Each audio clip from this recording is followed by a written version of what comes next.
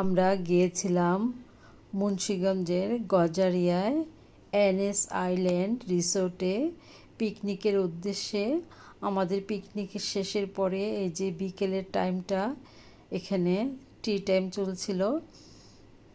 তখন আমাদের যাওয়ার প্রায় সময় ঘনিয়ে আসছে। এই যে বাহিরের দৃশ্যটা খুবই সুন্দর। আমরা সবাই যার যার টেবিলে বসে গেলাম চা পানের জন্য।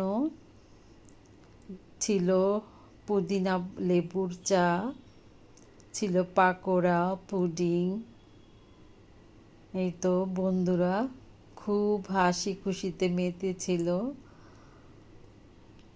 সবার মাথায় ছিল চিরসবুজ মিত্রতার ক্যাপ।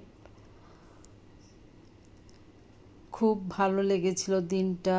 আজকে চিরসবুজ মিত্রতার 1 বছর পূর্ণ হলো।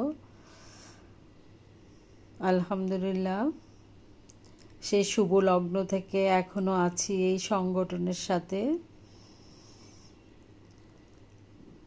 এই তো সন্ধ্যা প্রায় ঘনিয়ে আসছে। এই যে উনি হচ্ছে আমাদের চিরসবুজ মিত্রতার মা। উনি খুব উৎসাহ নিয়ে এই অনুষ্ঠানে এসেছেন। এই যে আমরা বাইরে চলে এলাম।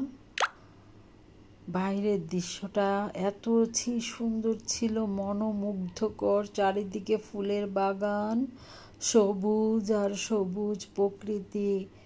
আমাকে এই ফোয়ারাটা বারবার কাছে টানছিল।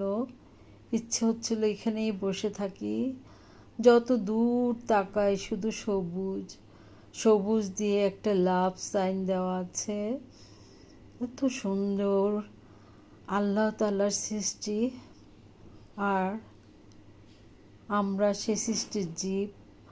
আমরা তা সুন্দর করে সাজিয়ে রেখেছি মনের মতো করে। এখানে আসলে মন প্রাণ জুড়ে যাবে।